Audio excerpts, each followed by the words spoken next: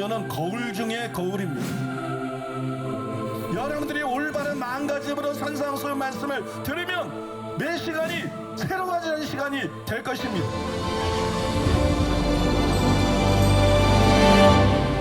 자, 지난주부터 우리가 산상수훈에 대해서 살펴보고 있는데, 제가 차를 타고 집에서 오다 보니까 이 산상수훈이 어떤 설교인가 가만히 생각해 보니까 산상수훈은 보배로운 말씀이 아니다. 하나님, 산상수훈은 귀한 말씀, 보배로운 말씀, 다이아몬드 같은 말씀, 그런 말씀이 아니다. 그럼 산상수훈은 뭐냐? 생명의 말씀이다. 이건 보석 깨물어 먹고 살 수는 없잖아요. 그죠? 일단 먹고 사는 게 문제지 보석이 문제가 아니잖아요. 산상수훈은 생명의 말씀이다. 산상수훈은 영생의 말씀이다. 베드로가 영생의 말씀이 주께 있음에 우리가 뉘게로 가오리까 그랬던 것처럼 이거는 정말 절대적인 가치를 지닌 생명의 말씀이고 영생의 말씀이다. 그런 생각이 들었어요. 여러분도 동의하시죠? 이거는 생명의 말씀인 줄로 믿습니다. 영생의 말씀인 줄로 믿습니다. 온 천하로도 자기 생명을 잃어보면 소용이 없는 것처럼 그렇게 가치가 있고 그렇게 중요한 말씀이 바로 산상수훈이에요. 지난 시간에 제가 산상수훈을 앞으로 3가지에 초점을 맞춰서 설교해 나갈 거라고 말씀드렸는데요. 첫 번째로는 산상수훈의 본래 의미에 가장 초점을 맞출 것이다. 그랬어요. 그 시원한 바람이라고 우리 학교 선생님인 성도님인데 글을 올려줬는데, 좋은 재료일수록 요리를 많이 하지 않는다. 좋은 재료일수록 그 맛과 향을 그대로 살려서 먹기 위해서. 가만히 생각해 보니까 산삼이 생각나더라고.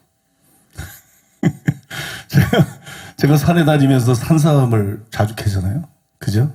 많이 캐죠. 지금까지 한 2,000뿌리 이상은 캤을 거예요. 산삼을 참 많이 캐는데 산삼을 요리해서 먹는 사람을 한 사람도 본 적이 없어요. 산삼은 그냥 그 자체로 깨물어 먹죠. 그죠? 산상수훈은 그 자체로 너무나 귀한 말씀이기 때문에 산상수훈 가지고 자꾸 설교자들이 머리를 짜내고 교훈을 찾아내고 요리하고 이러면 망가져요. 그냥 산상수훈을 말씀할 때 예수님이 어떤 의도로 말씀했나, 그 원래 의도만 제대로 드러내도 산상수훈은 생명의 말씀이 되고 빛이 되고 그 다음에 검이 될 줄로 믿습니다. 우리를 찌르는 검이 될 줄로 믿습니다. 그 다음에 두 번째로 저는 산상수훈에 드러난 구원론에 초점을 맞출 것이다 그랬어요. 지난주 설교의 제목이 산상수훈은 교훈인가 구원론인가 그랬는데, 많은 목회자들이 산상수훈을 자꾸 교훈으로 설교를 해요. 그래서 산상수훈의 의미가 퇴색해버렸어요. 산상수훈이 죽었다. 이 말씀이 살아있어야 되는데 죽은 말씀이 돼버렸어요. 자꾸 교훈으로 설교를 하니까. 그러나 산상수훈은 구원론이다. 산상수훈은 예수님이 전했던 천국 복음과 진리를 그대로 보여주고 있는 것이다. 그걸 말씀드렸죠. 그래서 산상수훈을 구원론 관점에서 설교할 것이다. 그렇게 말씀드렸는데, 그러면 사람들이 많이 오해를 하죠. 이 구원이라는 거는 이 2가지가 잘못 만났어요. 하나는 마르틴 루터가 주장한 오직 믿음. 그 다음에 하나는 칼빈이 주장한 한 번 구원은 영원한 구원이다. 이 2개가 만나면 극약이 됩니다.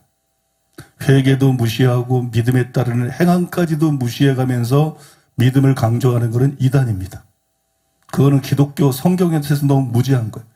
거기에다가 회개도 없이 예수님을 주님으로 모셔들고 순종하는 삶도 없이 아무런 변화도 없이 그냥 예수님을 믿는다. 그거로 구원받는다. 그 다음에 어떻게 살든지 간에 절대로 버림받지 않고 천국 간다. 이래서 목사들이 망가진 거예요. 이래서 수많은 정치 목사들이 생기고 썩은 목사들이 생기고 교계에서 냄새가 풀풀 나고, 이래서 기독교가 한국 땅에서 외면당한 거예요. 언론으로부터 국민들로부터 기독교가 버림을 당해서. 왜? 기독교가 부패해서 그런 거예요. 교훈이 부패하면 삶이 부패하는 거예요. 진리를 순수하게 간직해야 되는데 그 진리를 순수하게 간직하지 못했기 때문에.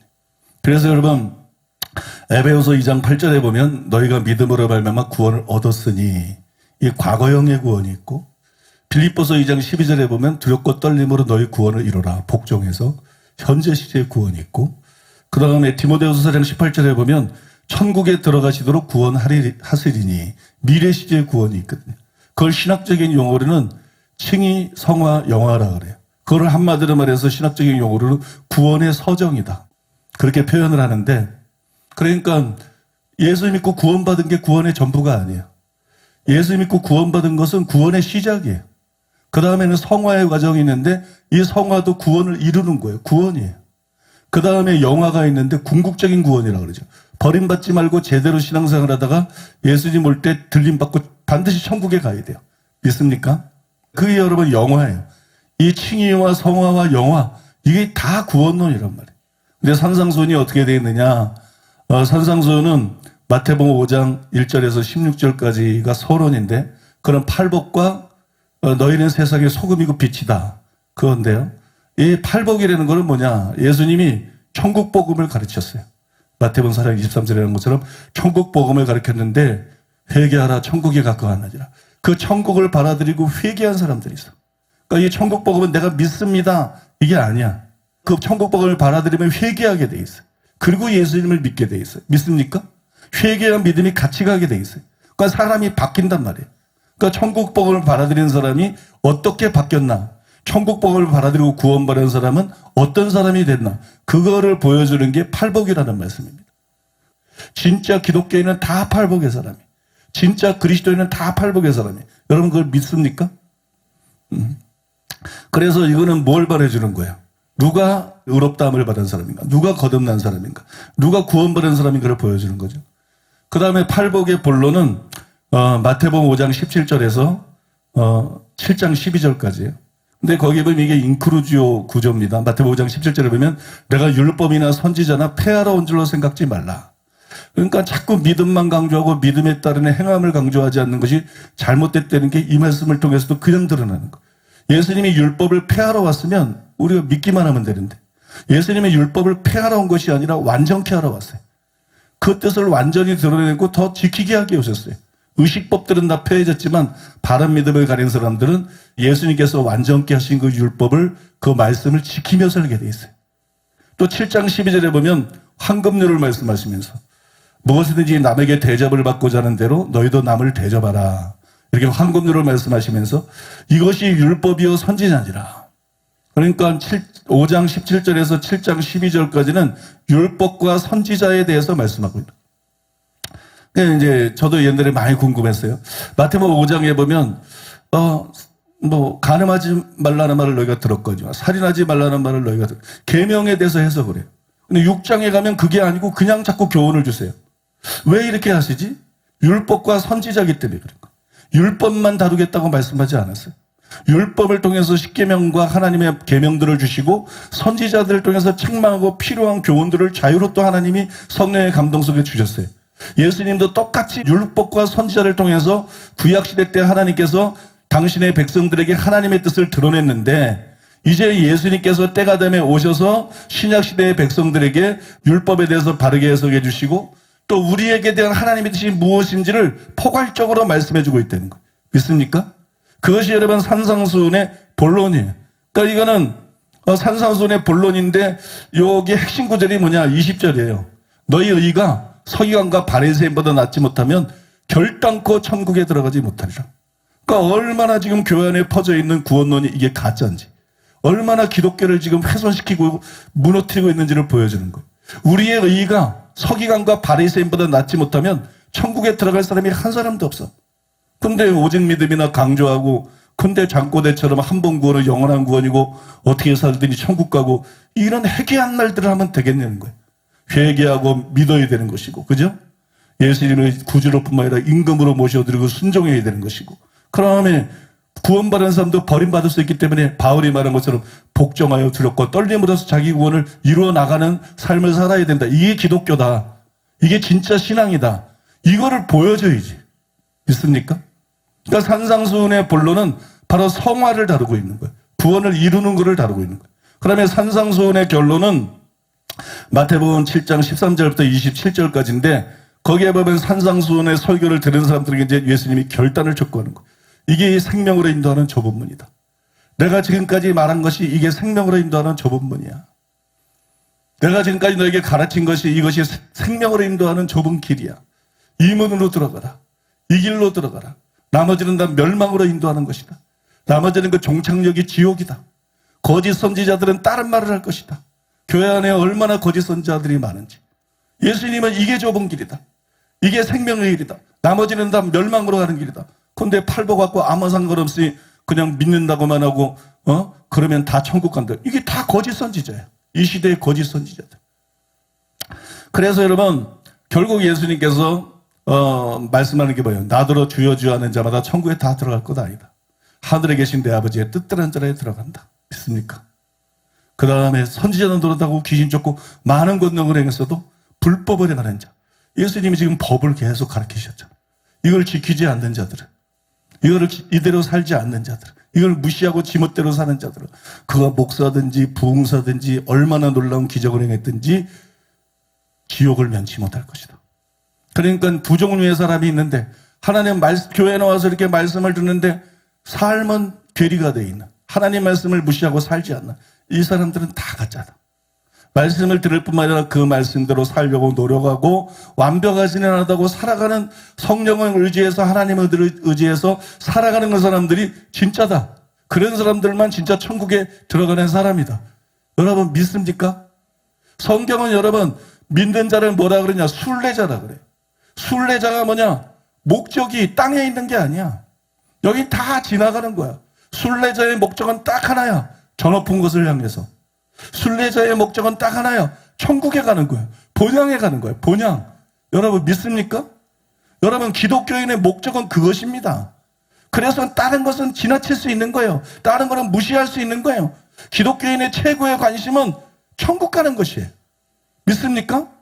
산상수훈의 결론은 궁극적인 구원을 누가 받느냐, 누가 결국 천국에 들어가느냐, 이것에 대한 거거든. 산상수훈이 구원론이다. 물론 여기서 균형을 잡아야 되는데 이 산상수훈에는 천국 복음과 진리를 가르치는 게 두 개가 믹서가 되어 있기 때문에 어떤 거는 천국 갈 사람의 특징을 그대로 보여주는 거고 어떤 것은 성화된 사람의 특징을 보여주는 것도 있는데 저도 그거를 잘 몰랐어요. 저도 그걸 착각을 하고 있었는데 지난주에 성령께서 가르쳐 주셨어요. 지난주에 밤에 잠자다가 깨어나는데 아침에 일어났는데 갑자기 성령께서 산상수훈에 대해서 계속 말씀하기 시작했어요. 그러면서 거기에 대해서 마치 하나님의 말씀이 혼과 영과 및 관절과 골수를 찔러 쪼개낸다고 나와 있는 것처럼 그걸 정확하게 구분할 수 있도록 그렇게 해주시더라고요. 그래서 이번 산상수훈 설교가 얼마나 기대가 되는지 몰라요. 굉장히 복된 시간이 될 줄로 믿습니다. 자, 요거를 제가 왜 말씀을 드렸냐 그러면 지난 시간에 말씀을 드린 건데 요약을 한 것인데 요거를 모르면 오늘 설교를 여러분들이 소화할 수가 없기 때문에 기본적으로 요거 정도는 알아야 오늘 설교를 여러분들이 무난하게 소화할 수 있기 때문에 그래서 먼저 여기까지 말씀을 드렸습니다. 자, 산상수훈을 세 가지 초점에 맞춰서 설교할 거라 그랬는데 두 번째까지 말씀드렸죠. 지난 시간에. 오늘은 세 번째로 따라해 보겠습니다. 저는 저와 여러분의 진정한 변화에 초점을 맞출 것입니다. 스칸 맥라이트라는 학자가 있어요. 신약학자인데 역사적 예수 연구 분야에서 세계적인 권위자입니다. 근데 이분은 신학대학에서 마태복음하고 산상수훈을 30년을 넘게 가르쳤어요. 그러니까 마태복음이나 산상수훈의 권위자죠. 그런데 그분이 산상수훈에 대한 주석을 썼는데 그 산상수훈에 대한 주석에서 이런 말을 했습니다. 산상수훈은 예수님의 백성을 윤리적인 관점에서 묘사한 초상화다. 산상수훈은 하나님의 백성의 초상화다. 기독교인의 초상화다. 기독교인은 이런 사람이다. 어떤 사람이 그걸 보여주는 초상화다. 그런데 이 초상화의 내용이 실제 교회의 모습과 일치하지 않기 때문에 이 설교는 교훈이 아닌 고발로 바뀐다. 이 주석은 교훈과 고발 둘 다를 목적으로 집필되었다. 그리고 이 책에 단순한 목표가 있다면 하나님께서 이 책을 사용하셔서 실제 우리의 삶의 모습이 예수님께서 이 산상수훈에서 그리신 초상화의 모습과 일치되도록 하시는 것이다. 얼마나 이게 참 정확하게 찝은 말인지 몰라요. 산상수훈의 책을 쓰든지 산상수훈을 설교를 하든지 산상수훈의 목적이 산상수훈을 가르치려고 그러는 게 되면 안 돼. 이 산상수훈과 같은 말씀으로 성도들을 바꿔놓는 게 목적이 돼야 돼. 산상수훈의 사람으로 오늘 본문에 따르면 팔복의 사람으로 서기관과 바리새인보다 나은 의를 가진 사람으로 그 다음에 입으로만 주여 주여 하는 것이 아니라 아버지 뜻대로 행하는 사람으로 사람을 바꾸기 위해서, 성도들을 바꾸기 위해서, 교회를 바꾸기 위해서 산상수훈을 설교해야 될 줄로 믿습니다. 여러분, 이번 설교의 목적이 바로 그것이라는 것이.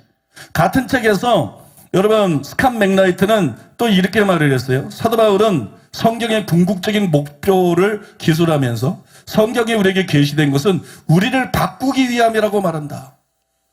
이게 성경의 목적이에요. 디모데후서 3장 16절 17절이죠. 구원에 이르는 지혜를 줄 뿐만 아니라 교훈과 책망과 바르게 함과 의로 교육하기에 유익하다. 그래서 하나님의 사람을 온전케 만든다. 모든 선한 일을 행할 능력을 갖추게 만든다. 이게 성경의 목적이라는 거예요. 여러분 강해 설교, 제자 훈련 이게 장점도 있지만 문제가 뭐냐? 자꾸 학교에서 가르치는 것처럼 가르친다. 그냥 대학교에서 맨 가르쳤는데 교회도 왔더니 계속 가르치는 거. 주입식, 가르침. 그래서 막 배워서 깨닫고 알고 잘 소화하고 설명할 수 있으면 무슨 고급 제자가 된 것 같은 그런 착각에 빠져 있는 거. 목적이 그게 아니라는 거예요. 성경의 목적은 그대로 사는 사람을 만들어내는 거예요. 그대로 살게 하기 위한 것이 성경의 목적, 근본 목적이라는 거예요. 물론 바울이 여기서 염두에 두고 있는 것은 산상수훈이 아니라 구약성경이다. 하지만 그가 여기서 말한 내용은 오히려 신약에 더 잘 적용된다. 성경의 목적은 우리를 탈바꿈시켜 모든 선한 일을 행할 준비가 된 백성으로 만드는 데 있다. 산상수훈의 목적을 이보다 더 적절하게 표현한 말이 또 있을까? 그래서 산상수훈의 목적이 뭐냐? 산상수훈대로 사는 사람들을 만들어내는 것이다. 그래서 산상수훈에 대한 책을 쓰는 목적이 뭐냐? 서기관과 바리새인보다 나은 사람을 만들어내는 거. 입으로만 주여지하지 않고 아버지 뜻대로 사는 사람들을 만들어내는 거. 이게 여러분 산상수훈의 목적이라는 거. 산상수훈을 통해서 우리 왕이신 예수님은 단지 우리가 이해하기를 원하지 않습니다. 예수님은 선생이실 뿐만 아니라 예수님은 우리의 왕이십니다. 예수님은 우리의 주군이십니다. 우리가 순종하기를 원하십니다. 왕께 순종하기를 원하셔요. 왕의 말씀에 순종하기를 원하세요. 왕의 가르침대로 살기를 원하세요.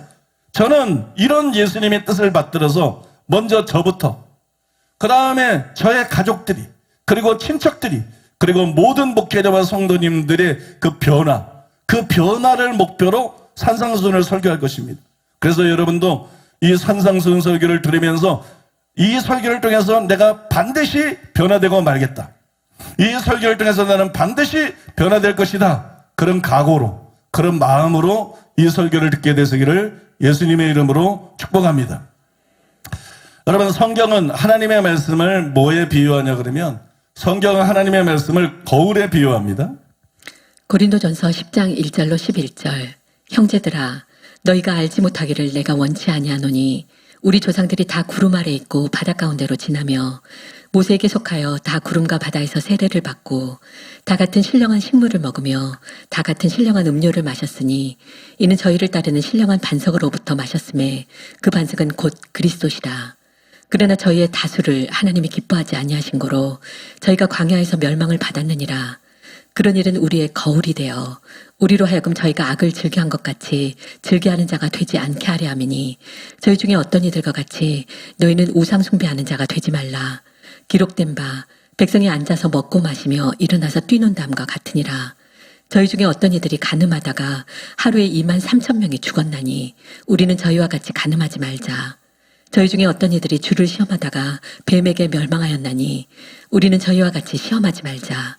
저희 중에 어떤 이들이 원망하다가 멸망시키는 자에게 멸망하였나니 너희는 저희와 같이 원망하지 말라. 저에게 당한 이런 일이 거울이 되고 또한 말세를 만난 우리의 경계로 기록하였느니라. 야고보서 1장 22절로 25절. 너희는 도를 행하는 자가 되고 듣기만 하여 자신을 속이는 자가 되지 말라. 누구든지 도를 듣고 행하지 아니하면 그는 거울로 자기의 생긴 얼굴을 보는 사람과 같으니 제 자신을 보고 가서 그 모양이 어떠한 것을 곧 잊어버리거니와 자유하게 하는 온전한 율법을 들여다보고 있는 자는 듣고 잊어버리는 자가 아니요 실행하는 자니 이 사람이 그 행하는 일에 복을 받으리라. 유다서 1장 7절. 소돔과 고모라와 그 이웃 도시들도 그들과 같은 행동으로 음란하며 다른 육체를 따라가다가 영원한 불의 형벌을 받음으로 거울이 되었느니라. 여러분, 여기 말씀해 보면 계속해서 말씀을 가리켜서 거울이라고 말하고 있어요. 성경에 기록된 이것들이 거울이다. 성경에 기록된 사건들, 이 모든 내용이 거울이다. 성경 말씀이 거울이다. 성경은 거울이에요. 성경은 나의 참 모습을 보여주는 거울입니다. 나를 보여주는 거울이에요. 소크라테스가 너 자신을 알라 그래. 근데 소크라테스도 자신부터 자신을 몰랐어. 그래서 회개를 안 하고 예수를 안 믿었어. 구원을 못 받았고 지옥에 가 있어. 사람들은 자기 자신을 몰라요. 응? 악한 사람일수록 자기 자신을 몰라. 악한 사람들이 18번으로 하는 말이 있어. 내가 뭘 잘못했는데 이래. 딴 사람은 그의 악에 대해서 막 치를 떠는데 그 사람은 그래. 내가 뭘 잘못했는데 눈 멀어 있는 거야. 눈 멀어 있는 거. 자기에 대해서 눈 멀어 있는 거. 사람은 자기를 몰라요. 사람은 자기의 실체를 몰라. 근데 성경은 나의 참모습을 보여주는 영적인 거울이에요. 그 중에서도 산상수훈은 거울 중에 거울입니다. 여러분, 그것도 전신 거울이에요. 왜냐하면 나의 됨됨이와 언행심사. 됨됨이는 팔복, 그죠? 언행심사는 이제 계명들에 대한 해석. 그 다음에 기도, 구제, 금식, 예배, 사역, 모든 것들을 성찰하게 만들기 때문에 내 얼굴만 보여주는 게 아니야. 내 전체를 보여줘요. 믿습니까? 산상수훈이라는 거울에 비춰보게 되면 내 얼굴이 어떻게 생각만 나오는 게 아니라 내 전체와 내 모든 삶이 거기에서 다 나타나는 거예요. 무엇보다도 산상수훈은 내가 천국에 들어갈 자인지 아닌지를 정확하게 우리에게 보여줍니다. 성경에 보면 우리가 최후 심판 때 어떤 판결을 받을 것인지, 어떤 판결을 받고 천국에 갈 것인가, 지옥에 갈 것인가, 이거를 보여주는 말씀들이 굉장히 많아요. 여러분, 마태복음 25장에 나오는 열천의 비유, 달란트 비유, 양과 염소의 비유, 이게 대표적인 것이에요. 이 비유들은 재림 때 누가 영생을 얻을 것인가? 재림 때 버림받을 사람이 너무 많아. 버림받을 사람들이. 깨어있는 사람. 기도하고 영적으로 깨어있는 사람만 천국에 들어갈 것이다. 믿습니까? 달란트 비유를 통해서 맡은 바 자기 사명대로 충성하는 사람.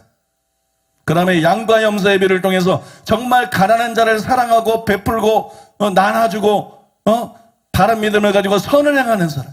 이런 삶을 산 사람들만이 천국에 들어가고 나머지는 영벌을 받을 것이다. 분명히 말씀하고 있어요. 또 여러분, 다음 성구들도 우리 중에 누가 천국에 가고 지옥에 갈 것인지를 밝히 보여주고 있습니다. 고린도전서 6장 9절과 10절에 보면 불의한 자가 하나님의 나라를 유업으로 받지 못할 줄을 알지 못하느냐? 미혹을 받지 말라. 속지 말아라 제발. 음란하는 자나 우상숭배하는 자나 간음하는 자나 탐색하는 자나 남색하는 자나 도적이나 탐남하는 자나 술 취하는 자나 후욕하는 자나 토색하는 자들은 하나님의 나라를 유업으로 받지 못하리라. 믿습니까? 갈라디아서 5장 19절에 21절에서 바울이 또 이렇게 말했어요. 육체의 일을 현저하니 곧 음행과 더러운 것과 호색과 우상숭배와 술수와 원수를 맺는 것과 분쟁과 시기와 분냉과 당지는 것과 불량과 이단과 투기와 술취함과 방탕함과 또 그와 같은 것들이라. 전에 너에게 경계한 것 같이 경계하노니 이런 일을 하는 사람들은 하나님의 나라를 유업으로 받지 못하리라. 또 계시록 21장 8절에 보니까 그러나 두려워하는 자들과 믿지 아니하는 자들과 흉악한 자들과 살인자들과 해금자들과 술객들과 우상숭배자들과 모든 거짓말하는 자들은 불과 유황으로 못하는 못에 참여하리니 이것이 둘째 사망이라. 이렇게 나와요. 여러분, 성경에 이렇게 나와 있는데 어떻게 구원파적인 거짓 복음이 한국 교회 안에, 열방의 교회들 안에 이렇게 편만하게 퍼질 수가 있죠? 그래서 예수님이 소경이 되어서 소경을 인도하는 자를 조심해라. 초등학생도 볼 수 있는 걸 못 봐. 왜냐하면 영적인 소경이기 때문에. 영적인 소경이기 때문에 성경에 이렇게 명백하게 나와 있는데도 그래도 그냥 오직 믿음이고 그냥 믿는다고만 말하면 구원받는 줄 알아. 그래도 그냥 한 번 구원은 영원한 구원이고 그냥 제멋대로 살아도 천국 갈 줄 알아. 그러면 예수님은 뭐가 되는 거야? 그러면 바울은 뭐가 되는 거야? 그러면 성경은 뭐가 되는 거야? 성경이 자체 모순에 빠지는 거야. 성경이 가짜가 되는 거야. 그럴 수가 없는 거야. 그들이 그 말씀의 의미를 잘못 깨달은 거지. 믿습니까? 그런데 이 구절들이 누가 천국 가고 누가 지옥 갈지 하는지를 분명히 보여주는데, 그런데 이 구절들보다도 심지어는 이 모두를 합한 것보다도 더 빈틈없이 누가 천국에 가고 누가 지옥에 갈지 하는지를 보여주는 말씀이 있다는 거예요. 그게 바로 산상수훈이라는 것입니다. 산상수훈은 처음부터 끝까지 많은 부분이 누가 천국 가고 누가 지옥에 갈 자인지를 보여줍니다. 이 모르는 사람들을 위해서 그냥 간단히 찝어보면 팔복부터 그러잖아요. 심령이 가난한 자는 복이 있나니 천국이 저희 것이며, 의를 위해 핍박을 받는 자는 복이 있나니 천국이 저희 것이며, 본론도 마찬가지. 너희 의가 서기관과 바리새인보다 낫지 못하면 결단코 천국에 들어가지 못하리라. 자, 살인하지 말라는 계명을 하면서 노하는 자마다 심판을 받게 되고 미련한 놈이라는 자마다 지옥불에 들어가게 되리라. 이게 목사들이 막 욕하는 사람들이 있는데 무서운 거예요. 이거 지옥 가는 죄입니다. 성경을 모르니까 목사가 욕을 하는 거야. 믿습니까? 성경을 모르니까. 예수님이 욕하는 자들은 지옥 간다고 했어. 바울도 후욕하는 자들은 지옥에 간다. 분명히 성경에서 밝혀두고 있어요. 그 다음에 간음하지 말라. 나는 불륜을 저지르지 않았어. 그랬다고 끝난 게 아니라 여자를 보고 음욕을 품는 자마다 간음한 것이다. 그 다음에 내 눈이나 손이 범죄거든 빼버려라, 잘라버려라. 차라리 불구자로 천국에 들어간 것이 낫다. 무슨 얘기입니까? 그런 삶을 상투적으로 살면, 그런 죄를 습관적으로 짓고 살면 그 사람은 지옥 간다는 거거든요. 믿습니까? 그러니까 산상수훈은 계속 그런 얘기를 한다. 그 다음에 나중에 보면 생명으로 인도하는 분, 멸망으로 인도하는 길, 또 아버지의 뜻대로 자에 들어가리라. 또 반석 위에 집 짓는 자의 비. 이 모든 것이 그걸 말해주고 있잖아요. 그러니까 산상수훈은 그 어떤 말씀보다도 빈틈없이 어떤 사람이 천국에 갈 사람이고 어떤 사람이 지옥에 갈 자인지를 철두철미하게 우리에게 보여준다는 것이에요. 이것이 우리가 죽어서 심판대 앞에 서기 전에 산상수훈 앞에 먼저 서야 되는 이유예요. 우리는 죽어서 심판대 앞에 서기 전에 먼저 산상수훈 앞에 서물어서 자기의 실체를 봐야 돼요. 자기가 진짜 어떤 존재인가? 하나님 볼 때 자기는 어떤 사람인가? 어떤 존재인가? 하나님 보실 때 자기는 천국 갈 사람인가? 지옥에 갈 사람인가? 이거를 여러분 분명히 알고 준비해야 될 줄로 믿습니다. 저는 산상수훈 설교를 하루속히 하고 싶었어요. 빨리 하고 싶어서 막 조바심이 났어요. 조바심. 그 마음에 막 불이 타는 것 같았어요. 왜냐하면 산상수훈의 의미를 제대로 설교하면 많은 사람들이 자기 실체를 보게 되고 회개하지 않을래야 회개하지 않을 수 없게, 그냥 뺀질뺀질거리고 교회만 왔다 갔다 했던 많은 사람들이 산상수훈을 통해서 그 의미를 제대로 알게 되면 충격을 받습니다. 각성이 일어납니다. 애통하게 됩니다. 탄식하게 됩니다. 그리고 회개하고 결단하고 변화되게 될 것을 알았기 때문이에요. 전처럼 대강 자기를 살피고 착각에 빠져 사는 것이 이제는 불가능해요. 말씀 앞에서 두려워 떠는 자가 될 수밖에 없어요. 내가 무엇을 잘못했는지, 내가 무엇을 회개해야 되는지, 그리고 내가 무엇을 조심해야 되는지 구체적으로 개인적으로 알 수가 있게 됩니다. 여러분, 정말 우리에게 필요한 것이, 그리고 가장 우리에게 필요한 것이 이것 아니겠어요? 그래서 저는 해야 될 많은 다른 설교들이 있지만 산상수훈 시리즈 설교를 빨리 하고 싶었어요. 여러분도 산상수훈 설교를 굉장히 오랫동안 기다려오고 계신 것을 압니다. 그런데 조심하셔야 됩니다. 단지 배우기 위해서 이 설교를 들으면 안 됩니다. 산상수훈대로 살기 위해서 이 설교를 들어야 됩니다. 그렇지 않으면 심판을 피할 수가 없어요. 도리어 여러분 받을 심판이 더 중요해지기 때문에 여러분 산상수훈 설교를 들을 때 여러분의 목적이 무엇인지 다시 한번 점검해 보시기를 바랍니다. 이제 그렇다고 여러분들이 너무 움츠러들거나 겁먹을 필요는 없어요.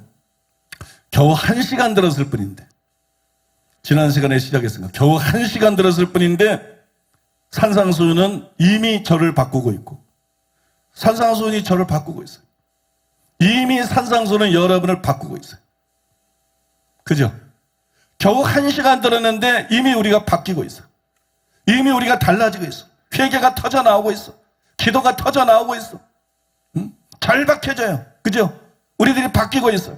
저는 지난주에 올린 설교에 1000여 개가 넘게 달린 댓글에서 그걸 분명히 볼 수 있었어요.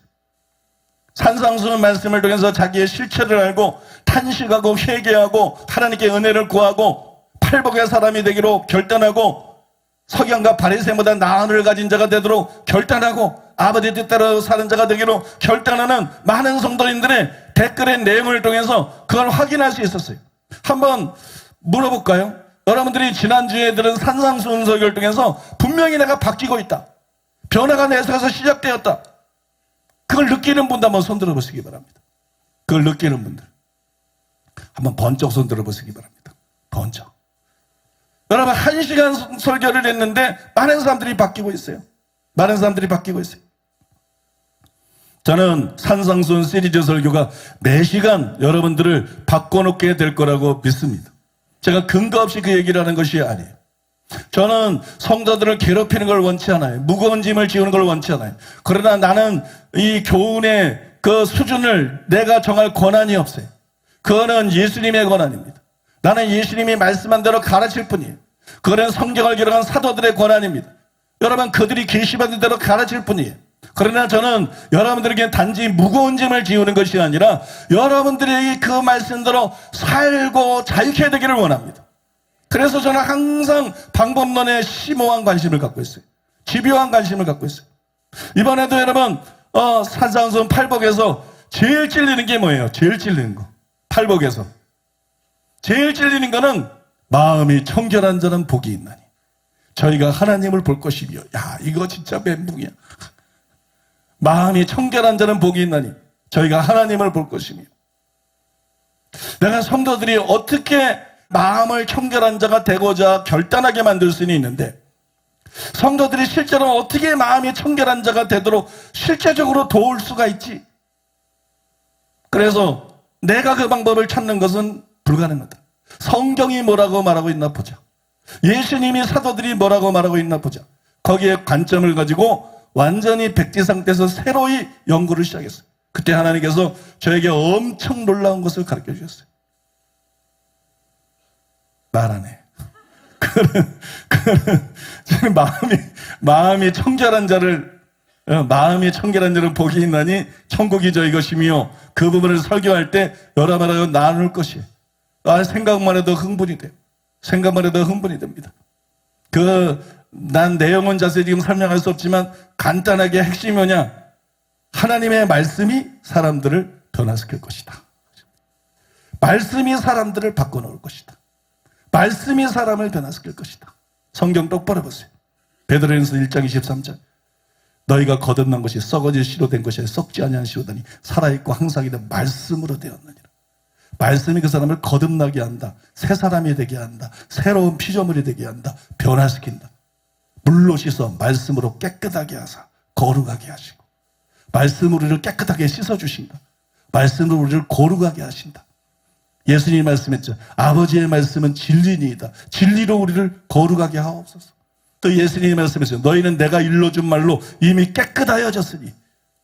여러분 믿습니까? 하나님의 말씀이 여러분을 바꿔놓을 것이에요. 하나님의 말씀이 여러분을 변화시킬 것이에요. 하나님의 말씀은 여러분들에게 너 이렇게 살아야 돼 이렇게만 가르쳐주는 게 아니에요. 하나님의 말씀은 우리가 그렇게 살 수 있도록 듣는 자들을 또한 변화시킬 수 있는 능력의 말씀이에요. 살았고 운동력이 있고 좌우에 대해서는 어떤 것보다도 예리한 말씀이에요. 믿는 자 속에서 역사하는 말씀이에요. 여러분 믿습니까? 그 말씀이 지난 시간부터 역사하기 시작했어요. 말씀 중에 말씀인 산상수훈을 통해서 지난 시간부터 듣는 자들에게 역사하기 시작했어요. 여러분들이 올바른 마음가짐으로 들으면 여러분들이 이 산상수훈 설교를 듣고 변화되지 않는 것은 불가능합니다. 여러분들이 올바른 마음가짐으로 산상수훈 말씀을 들으면 매 시간이 하나님의 말씀을 듣고 단순히 배우는 시간이 아니라 매 시간이 새로워지는 시간이 될 것입니다. 매 시간이 변화되는 시간이 될 것입니다. 안 된다고 생각했던 것이 되는 시간이 될 것입니다. 여러분들이 변화될 수 있을 것입니다. 저는 그걸 믿습니다. 저는 그거를 기대합니다. 저는 그걸 확신합니다. 산상수훈의 말씀이 바울이 말했던 것처럼 내가 너에게 전한 복음이 말로만 너에게 이른 것이 아니라 능력과 성령과 큰 확신으로 된 것이니 데살로니가서 1장 5절 23 그 뒤에 보면은 2장 13절에 보면 그러므로 이 말씀이 너희 믿는 자 속에서 역사하느니라. 하나님의 말씀이 여러분 속에서 역사할 줄로 믿습니다.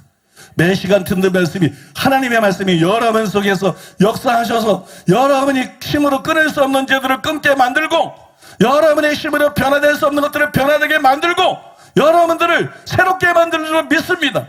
여러분의 영을 새롭게 하고 여러분의 마음을 새롭게 하고 굳은 마음을 제하고 부드러운 마음을 주시고 하나님 말씀대로 살 수 있는 자로 여러분들을 새로 빚으실 것을 믿습니다. 여러분 그걸 믿고 기대하면서 이 설교를 듣게 되시기를 바랍니다.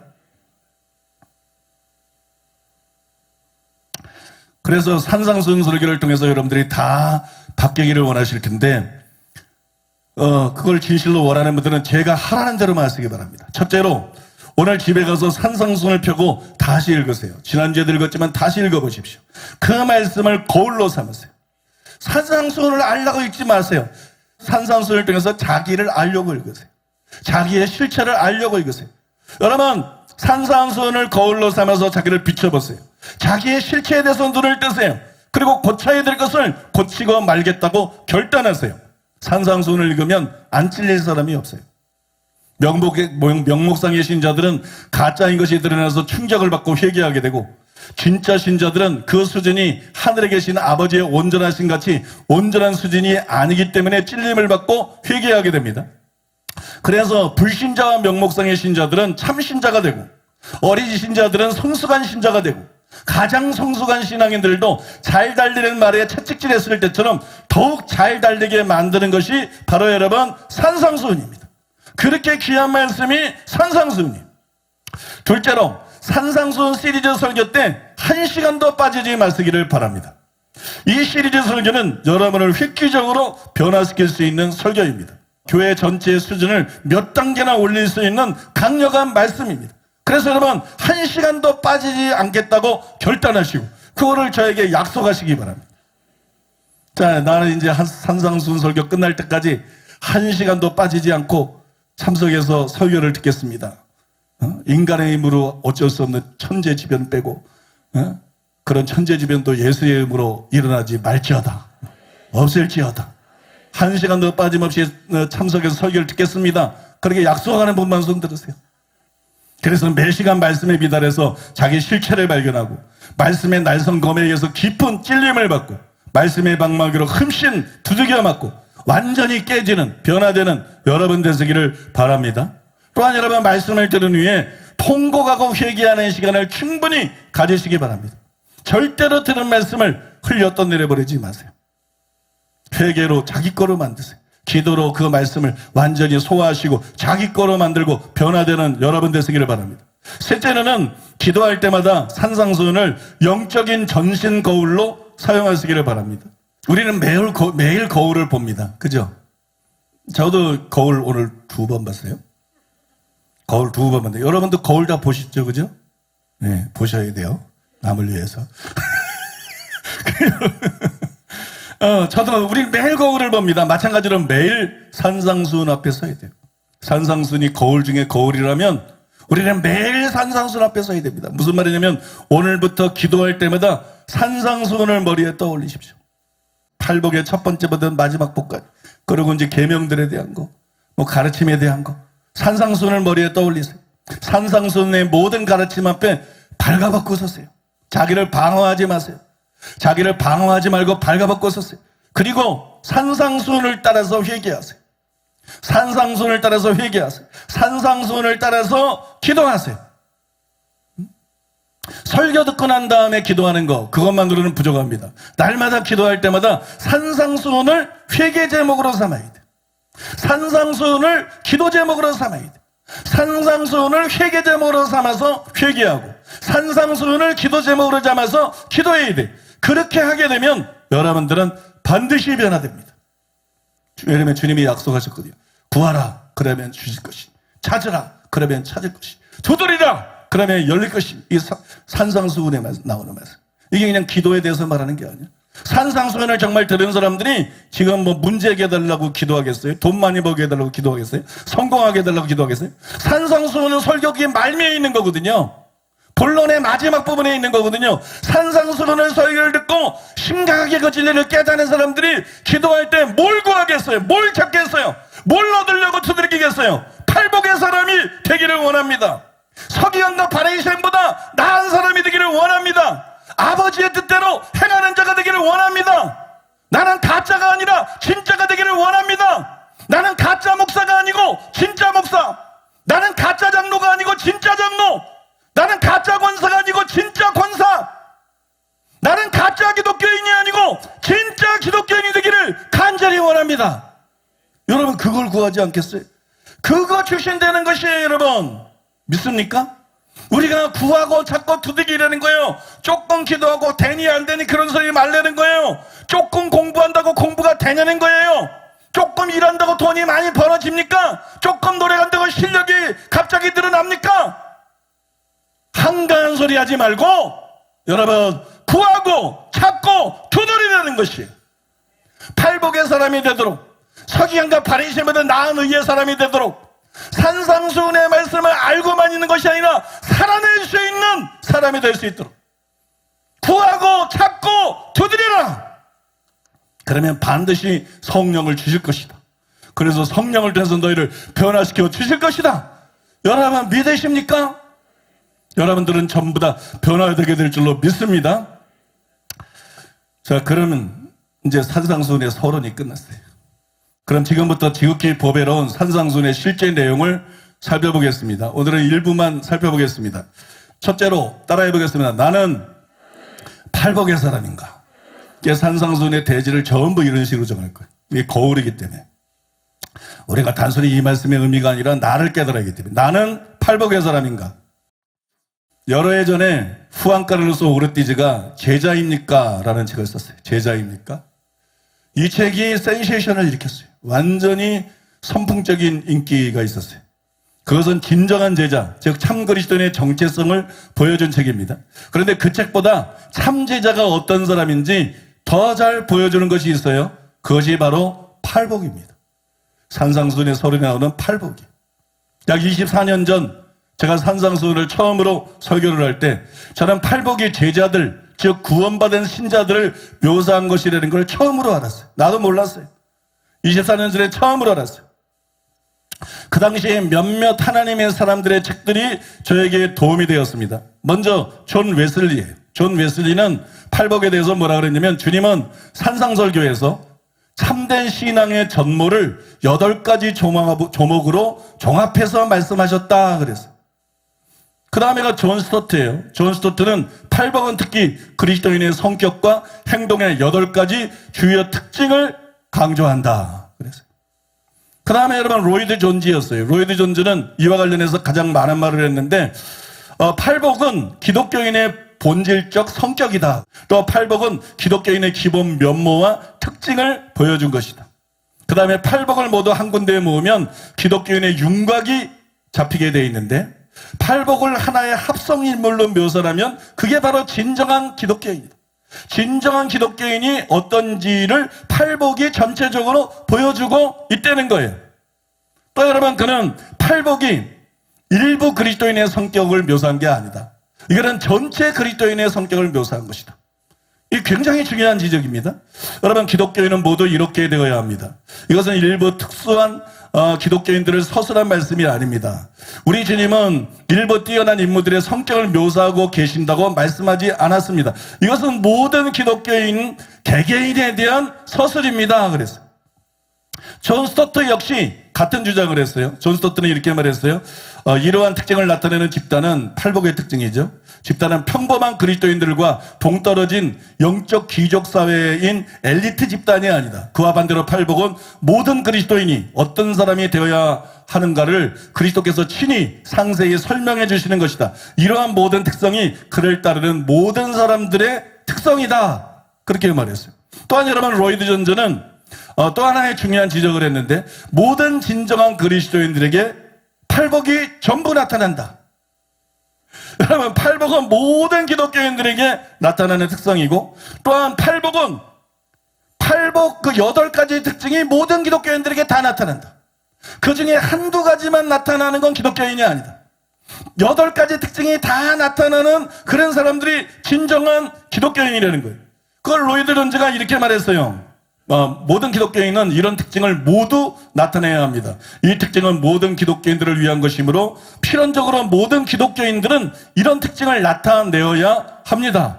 다시 말하면 어떤 사람은 이런 특징을, 또 어떤 사람은 저런 특징을 나타내야 하는 것이 아닙니다. 어떤 사람은 심령이 가난하게 되어 있고, 또 어떤 사람은 애통하게 애통하게 되어 있고 또 어떤 사람은 화평케 해야 하게 되어 있다는 말은 가당찮은 말입니다. 그렇습니다. 기독교인이라면 누구나 이 모든 특징을 동시에 나타나게 되어 있습니다. 어떤 기독교인에게 어떤 특징이 다른 특징보다 더 두드러지게 나타날 수도 있습니다. 그러나 그렇게 되어 있기 때문에 그런 것은 아닙니다. 아직 우리 속에 남아있는 불완전성 때문인 것입니다. 기독교인이 마침내 완성에 이를 때에는 이 모든 특징들을 완전하게 나타낼 것입니다. 제가 강조하고 있는 점은 우리가 이 모든 특징을 함께 동시에 나타나게 되어 있다는 것입니다. 그래서 여러분, 존 스토트도 이에 대해서 동의를 했습니다. 이렇게 말했어요. 팔복은 그리스도인의 백성들의 균형 잡힌 다채로운 성격을 나타낸다. 이것은 8개 분리된 서로 다른 제자들의 집단을 말하는 것이 아니며 그들 가운데 어떤 사람들은 온유하며 어떤 사람들은 긍휼히 여기며 또 어떤 사람들은 핍박을 견디라고 요구받았다는 것을 나타내는 것이 아니다. 그것은 오히려 동시에 온유하고 긍휼히 여기며 심령이 가련하고 마음이 청결하고 애통하고 의에 줄이고 목마르며 화평케 하고 핍박을 받는 똑같은 집단의 8가지 특징을 말하는 것이다. 그래서 여러분, 이 외에도 박윤선 박사님은 마태복음 주석에서 팔복에 참여한 사람들 그리고 가로하고 구원받은 사람들 그리고 가로로 달았어요. 그러니까 팔복이 누굴 보여주는 거예요? 구원받은 사람을 보여주는 거다. 구원받은 사람이 어떤 사람인지, 기독교인이라는 사람은 어떤 존재인지, 기독교인이라는 것은 어떤 사람인지. 지금 목사가 되는 게 중요한 게 아니에요. 장로가 되는 게 중요한 게 아니고 권사가, 총회장 되는 게 중요한 게 아니에요. 목사 중에도 기독교인이 아닌 사람이 너무 많은 시대이기 때문에 이 산상수훈을 가지고 나를 보면 그게 안경이에요. 거울이야, 거울. 그죠? 산상수훈을 가지고 나를 보면 그게 거울이야. 산상수훈을 가지고 남을 보면 그게 안경이야. 산상수훈을 가지고 보면 보여. 저거 가짜구나. 진짜 중요한 거는 기독교인이 되는 거예요. 목사라고 천국 가는 거 아니야. 기독교인이 천국 가는 거예요. 근데 기독교인은 어떤 사람이냐? 여러분, 지금 제가 세계적인 이 변두리에 있는 학자들이 아니에요. 존 웨슬리 또 아시겠지만 로이드 존즈, 존 스토트, 그죠? 변두리에 있는 학자들이 아니에요. 세계적인 최고의 학자와 하나님의 사람들의 책에서 제가 그걸 여러분들에게 발췌해드렸어요. 24년 전에 제가 이런 책들을 읽으면서 깨달은 것이, 팔복은 바로 그리스도인의 정체성을 보여준 것이구나. 이 교회 다니는 사람이 다 기독교인은 아니구나. 목사 중에도 기독교인이 너무나 적구나. 팔복의 사람이 진짜 기독교인이구나.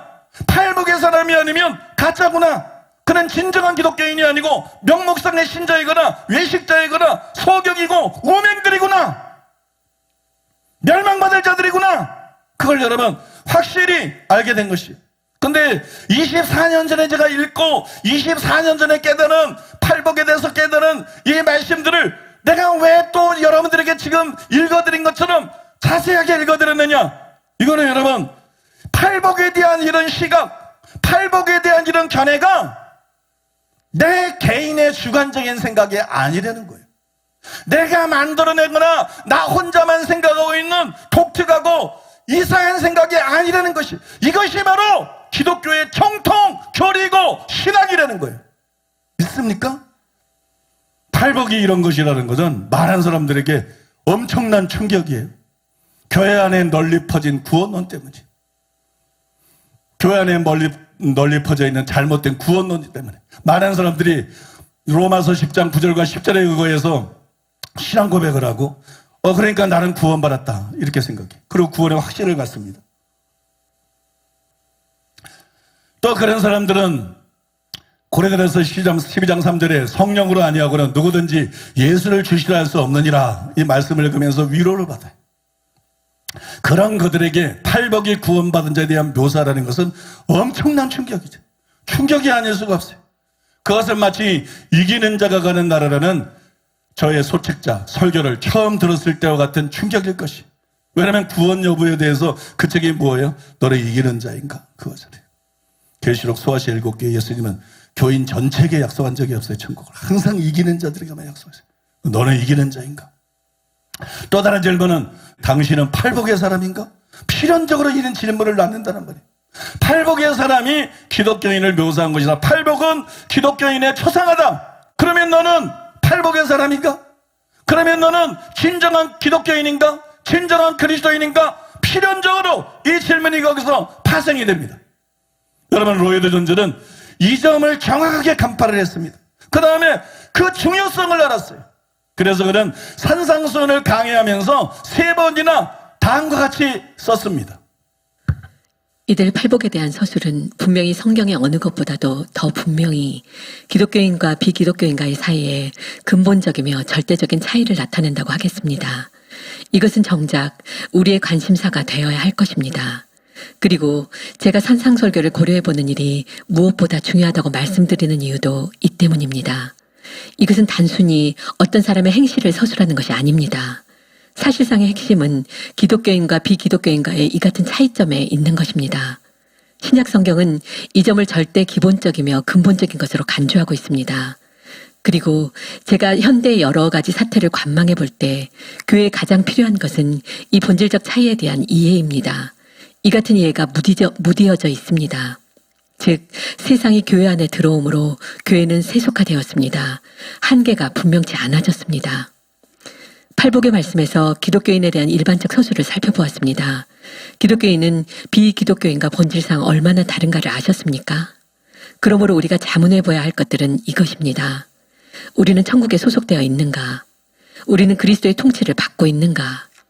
예수님은 우리의 왕이요 주가 되시는가? 우리는 매일의 생활에서 이런 자질들을 나타내고 있는가?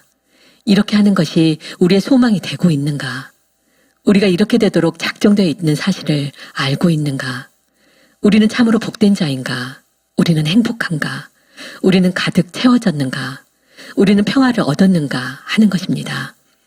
저는 총소론에서 우리의 상태는 어떠합니까? 라고 여러분들께 질문을 던졌습니다. 우리의 상태는 어떠합니까? 라는 질문은 간단한 질문입니다. 팔복에 대한 우리의 즉각적 반응에 따라 우리가 어떤 사람인가가 정확히 판별될 것입니다. 이것을 적극적으로 표현해보면 기독교인이라고 주장하는 사람에게서 우리가 찾아내야 할 것은 팔복의 증거가 그에게 있는가 하는 것입니다. 스캇 맥라이트도 같은 질문을 했는데 팔복에 대해서, 이 개념에 대해서 말하면서 과연 나는 이 목록에 포함될까? 과연 나는 이 목록에 포함될까? 이 목록에 포함돼야 내가 진짜인데, 진짜 기독교인이고 진짜 구원받은 자이고 천국에 들어갈 자인데 과연 나는 이 목록에 포함이 될까? 여러분, 저 방금 전 읽어드린 이 로이드 존즈의 말 얼마나 중요한 건지 몰라요. 팔복은 기독교인과 비기독교인 사이에 근본적이며 절대적인 차이를 나타낸다. 그래서 이게 우리의 관심사가 되어야 된다. 근데 현대교회 안에서 이게 무뎌졌다. 이 경계선이 흐려져 버렸다. 그 다음에 팔복을 통해서 우리가 반드시 알아야 될 것은 기독교인과 비기독교인이 본질적으로 얼마나 다른지를 알아야 된다. 얼마나 다른지. 그리고 우리는 자문해 봐야 된다. 우리는 천국에 소속이 되어 있는가? 우리는 그리스도의 통치를 받고 있는가? 예수님은 우리의 왕이요 주가 되시는가? 우리는 매일의 생활에서 이런 자질들을 나타내고 있는가? 이렇게 하는 것이 우리의 소망이 되고 있는가? 우리가 이렇게 되도록 작정되어 있는 사실을 알고 있는가? 우리는 참으로 복된 자인가? 우리는 참으로 행복한가? 우리는 가득 채워져 있는가? 의에 주리고 목마른 자는 배부를 것이라고 했습니까? 우리는 가득 채워져 있는가? 우리는 평화를 얻었는가? 이거는 여러분 우리 스스로에게 질문을 던져 봐야 된다는 거. 여러분, 이제 팔복이 단지 윤리적인 가르침이 아니라 그리스도인의 특성을 묘사한 것이다. 그리스도인의 자상하다. 이게 왜 중요한지를 아셨을 거예요. 팔복을 지금 설명 안 했어요. 그죠? 팔복을 아직 설명 안 했어요. 그냥 팔복을 전체적으로, 팔복이 뭔지를 말하고 있어요. 아직 심령이 가난한 자는 시작도 하지 않았어요. 다음 시간에도 팔복이 뭔지를 계속 말할 거예요. 여러분들이 전혀 생각하지 못한, 오늘은 굉장히 기본적인 내용입니다. 여러분들이 전혀 생각하지 못한 놀라운 방식으로 팔복이 뭔지를 여러분들에게 눈을 확 열어드릴 거예요. 팔복이 기독교인이라는 이것이 정말이구나, 맞구나. 이게 정말 성경적인 개념이고 진리구나. 성경적인 시각이구나. 여러분들의 눈을 열어드리는 시간이 될 것입니다. 놀라운 시간이 될 것입니다. 팔복이 그리스도인을 묘사한 것이다. 팔복은 다름 아니라 그리스도인의 특성이다. 모든 기독교인은 팔복의 사람이다. 모든 기독교인들은 기독교인들에게는 팔복이 8가지 특성이 다 나타나야 된다. 어떤 것이 좀 강할 수 있고 어떤 것이 좀 약할 수는 있지만 그 중에 하나도 없을 수는 없다. 이 8가지의 특성이 다 나타나는 사람들이 진정한 그리스도인이다. 이거를 깨닫는 것은 사활적으로 중요한 것이, 생과 사를 가르는 것이. 그래서 여러분은 오늘 우리의 이 말씀을 통해서 우리가 자신에게 질문을 던져봐야 되는 거예요. 과연 나는 팔복의 사람인가? 팔복이 과연 나의 마음과 삶의 특징인가? 더 구체적으로 말씀드리면, 즉 나는 마음이 가난한가? 기독교는 마음의 가난에서 시작합니다. 즉 나는 마음이 가난한가? 나는 나의 죄 때문에 애통하는 자인가? 나의 마음은 온유한가? 나는 의에 저리고 목마른 상태에 있는가? 나는 다른 사람들을 진정으로 긍휼히 여기는가? 내 마음은 청결한가? 나는 화평케 하는 자인가? 나는 비겁하게 타협하는 자가 아니라 을을 위해서 핍박을 받는 자인가? 이거를 여러분 우리 스스로에게 질문해 봐야 돼요. 이것이 사활적으로 중요한 질문이고 이것이 여러분 가장 중요한 질문입니다. 지금 이 시간 여러분들이 스스로에게 이 질문을 해보시기 바랍니다. 스스로 이 질문을 해보세요. 그러면 여러분의 정체가 드러납니다. 여러분의 실체가 드러납니다. 가짜들은 내가 명목상의 신자였구나, 내가 외식하는 자였구나 탄식하게 될 것이고, 진짜들은 하나님 은혜에 감사하게 될 것입니다. 자기가 구원받고 회개하고 하나님 백성 된 것을 감사하게 될 것입니다. 여러분 오늘 말씀을 여기까지만 드리겠습니다. 오늘 이 말씀을 우리가 기억하고 하나님 앞에서 만약에 팔복의 사람이 아니라면 회개해야 됩니다. 마음이 가난하지 않은 거 회개해야 됩니다. 애통하지 않은 거 회개해야 됩니다. 온유하지 않은 거 회개해야 됩니다. 의에 저리고 목마르지 않은 거 회개해야 됩니다. 다른 사람을 긍휼히 여기지 못한 거 회개해야 됩니다. 마음이 청결하지 못한 거 회개해야 됩니다. 화평케 하는 자가 되지 못하고 원수지고 사는 거 회개해야 됩니다. 을을 위해 핍박을 받는 자가 아닌 거 회개해야 됩니다. 이 시간에 회개하시고, 주님 제가 팔복의 사람이 되기를 원합니다. 주님 저를 팔복의 사람으로 변화시켜 주시옵소서. 이 시간에 하나님 앞에 기도하겠습니다.